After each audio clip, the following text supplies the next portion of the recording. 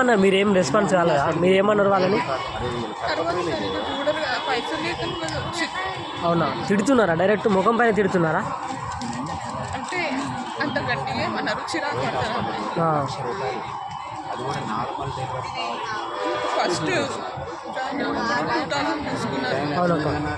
ప్రతి దగ్గర అమౌంట్ లాభం వస్తుంది కానీ లేవని వస్తుంది, కానీ అమౌంట్ లేనిది సర్టిఫికేట్ ఇవ్వరు, ఎగ్జిట్ ఉండదు, ఎంట్రీ ఉండదు.